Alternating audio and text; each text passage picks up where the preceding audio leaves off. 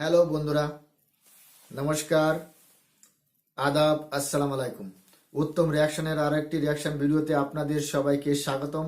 আমি উত্তম আছি আপনাদের সাথে। বন্ধুরা, আজ যে ভিডিওতে রিয়াকশন দেব সেই ভিডিওটি নেওয়া হয়েছে চ্যানেল ইউনিক। ভিডিওর টাইটেল হচ্ছে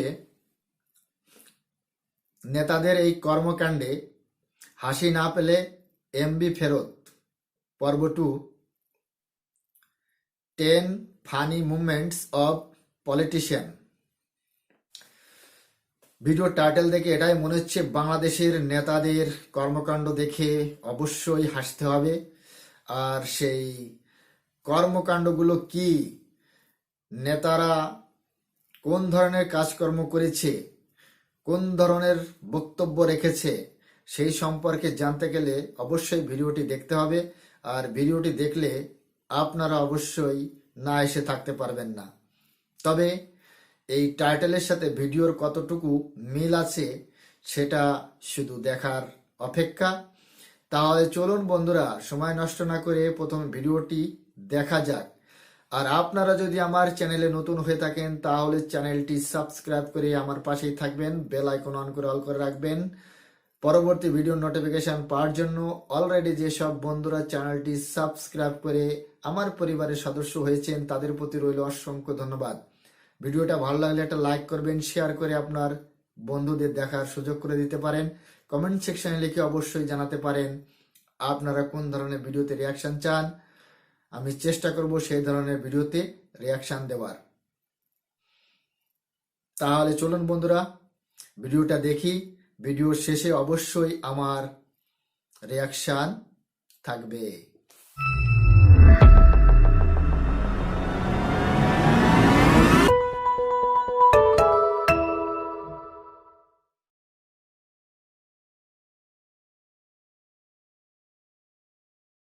মাঝে মধ্যে নেতারা এমন কিছু বক্তব্য দিয়ে ফেলে যার জন্য জনগণ একেবারে প্রস্তুত থাকে না। নেতারা এই সকল বক্তব্যের কারণে পরবর্তীতে সোশ্যাল মিডিয়াতে তাদেরকে নিয়ে অনেক ট্রোল করা হয়। ইন্টারনেট ব্যবহার করে মহিলারা লাখ লাখ টাকা ইনকাম করতেছে ঘরে বসে। আমি জিতলে আমার এলাকার যে মেয়েরা, এদেরকে আমি শিখাবো যে ঘরে বসে কিভাবে টাকা লাখ লাখ টাকা ইনকাম করা যায়। ও গড, এক বার দিলা দে।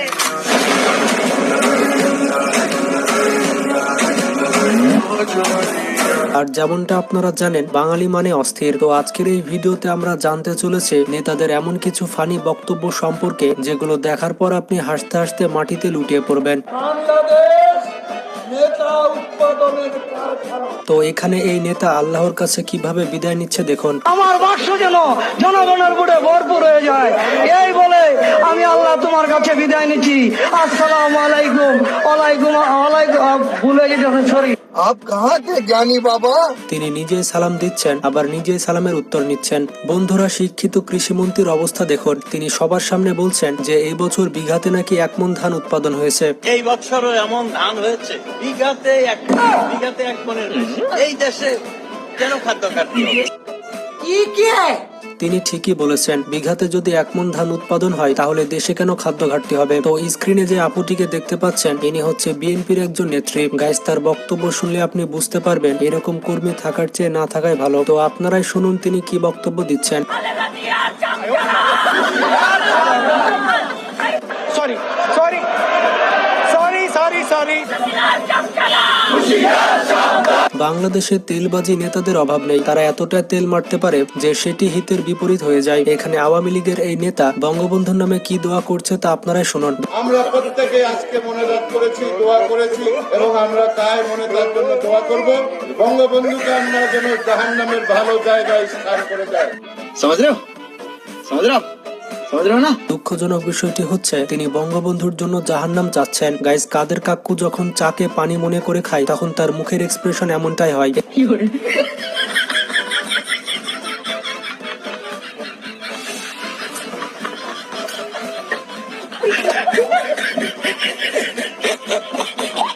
এখানে কাদের কাকুর মুখের এক্সপ্রেশন দেখে শাহরুখ খানও বলবে, যা ভাই তুই আমার আগে করে নে। এরপর যে বক্তব্য আপনাদের শোনাবো সেটি আসলে মারফতি বক্তব্য। গাইস, কেন আমি এই কথা বললাম তা আপনারাই শুনে নিন। কেউ যদি আনার সাহেবের পাশা মারতে চেষ্টা করে তা ধনে ব্যথা হবে, আনোয়ার সাহেবের কিছু হবে না। এখানে এই কর্মী বলছে তার নেতার পেছন নাকি কেউ মারতে পারবে না। এখানে ওবায়দুল কাদের একটি ঐতিহাসিক বক্তব্য দিলেন। এখানে ওবায়দুল কাদেরের বক্তব্য শুনে বোঝা যাচ্ছে যে নেতা কয় প্রকার এবং কি কি। সিকি নেতা, আতুলি নেতা, পাতি নেতা, সব নেতা, কর্মী কোথা? বাংলাদেশ নেতা উৎপাদনের কারখানা। গাইজ, ওবায়দুল কাদের কিন্তু ঠিকই বলেছে, বাংলাদেশ হচ্ছে নেতা উৎপাদনকারী কারখানা। বাংলাদেশে আপনি সব ধরনের নেতাকে দেখতে পাবেন। তো এবার এই আন্টিকে দেখুন, এই আন্টিকে দেখে আমার মনে হচ্ছে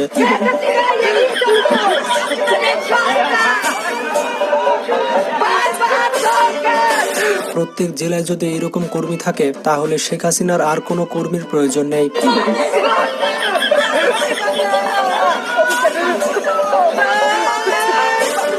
এই আন্টিকে দেখে বোঝা যাচ্ছে যে তিনি একাই 100। এটা হচ্ছে ওবায়দুল কাদেরের ভাইরাল বক্তব্য। ভালো হয়ে যাও মাসুদ, ভালো হয়ে যাও, তোমাকে আমি অনেক সময় দিয়েছি, তুমি কি কোনোদিনও ভালো হবে না। তিনি বলছেন মাসুদ ভালো হয়ে যাও, তুমি কি কোনোদিন ভালো হবে না। তো এখানে বঙ্গবন্ধু পরিবারকে নিয়ে মোনাজাত করতে দেওয়া হলে সেটিকে বক্তব্যে নিয়ে চলে যায় এই হুজুরটি।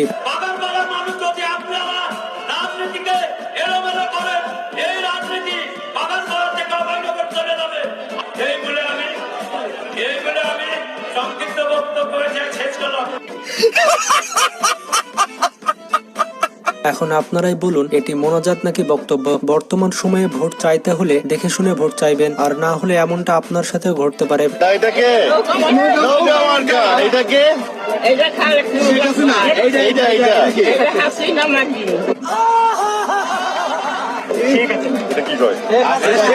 গাইজ, বলতেই হবে এই বৃদ্ধ মহিলার দম আছে। এখন যে সংসদ সদস্যকে দেখতে পাচ্ছেন তার অনেক সাহস রয়েছে। কেন এটি বললাম, তার দুর্ধর্ষ বক্তব্য শুনলে আপনি বুঝতে পারবেন।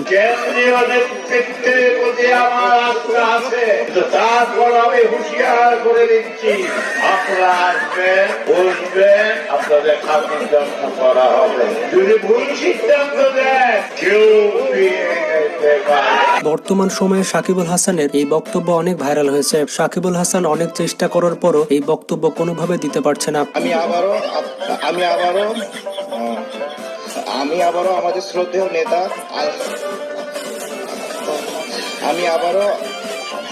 দুঃখিত। আসলে সাকিবুল হাসান হচ্ছে মাঠের মানুষ। হঠাৎ করে যদি তাকে বক্তব্য দিতে দেওয়া হয় তাহলে তো সে পারবে না, এটাই স্বাভাবিক। বন্ধুরা, ফেরদৌস এবং সাকিবুল হাসান নৌকার প্রতীক পেলেও মাহি কিন্তু স্বতন্ত্র প্রার্থী হিসেবে মাঠে নেমেছে। কিন্তু মাহি মাঠে নামার পরে অনেক ঝামেলার মুখে পড়েছেন।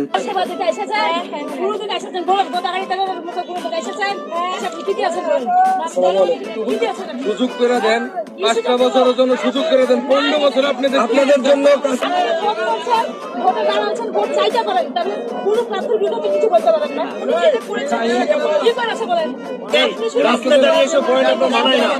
আমাদের জন্য দোয়া করবেন।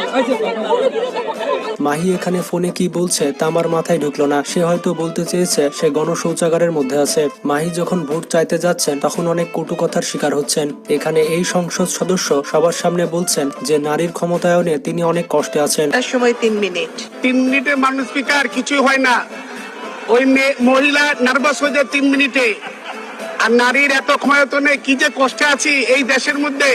আপনি স্পিকার, মাননীয় প্রধানমন্ত্রী স্পিকার, বিরোধী দলের নেত্রী স্পিকার, আমার ঘরের মধ্যে আমার ওয়াইফ, সেও কি যে জ্বালা যন্ত্রণা হচ্ছে। মানুষ স্পিকার বলে ভাষা প্রকাশ করা যায় না। আমার খুব কষ্ট জীবন। চারিদিকে নারীদের হাতে ক্ষমতা থাকার কারণে তিনি সত্যি অনেক কষ্টে আছেন। তো এখানে এই আপুটি জয় বাংলা গানে কি ডান্স দিচ্ছে তা আপনারাই দেখুন।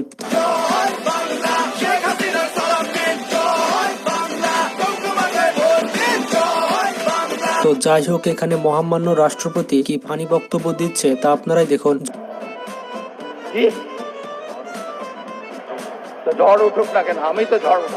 ঝড় আসুক কিংবা যাই আসুক, তার বক্তব্য কেউ থামাতে পারবে না। তো যাই হোক, এরপর এই ব্যক্তিকে দেখুন। এই ব্যক্তি কোনোভাবে অমানবিকতা উচ্চারণ করতে পারছে না। এই অমানবিক এত বড় একজন লিডার এই শব্দটুকু উচ্চারণ করতে পারছে না। গাইজ, এটা সত্যি হাস্যকর বিষয়। তো যাই হোক, এরপর এই চাচাকে দেখুন। এই চাচা সবাইকে কিভাবে জোর করে মোনাজাত করাচ্ছে। আল্লাহ সহ্য করবে না। তুমি ঠিক দাও কেন?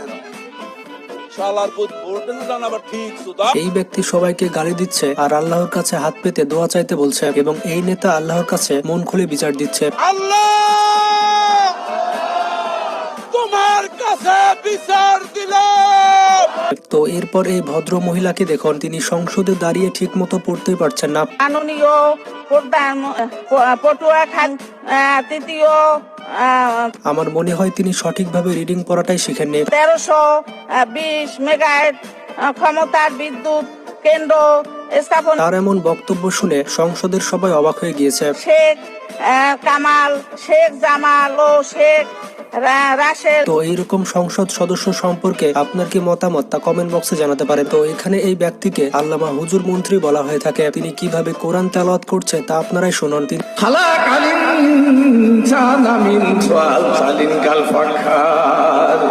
কোরআন তেলাওয়াত করছে নাকি গান বলছে সেটা আমি ভালো মতো বুঝতে পারছি না। গাইস, ফানি নেতাদের কথা হচ্ছে আর সেখানে মমতাজ থাকবে না সেটা তো হতেই পারে না। সংসদে দাঁড়িয়ে মমতাজ এটা কি বললো তা আমার মাথার মধ্যে ঢুকলো না।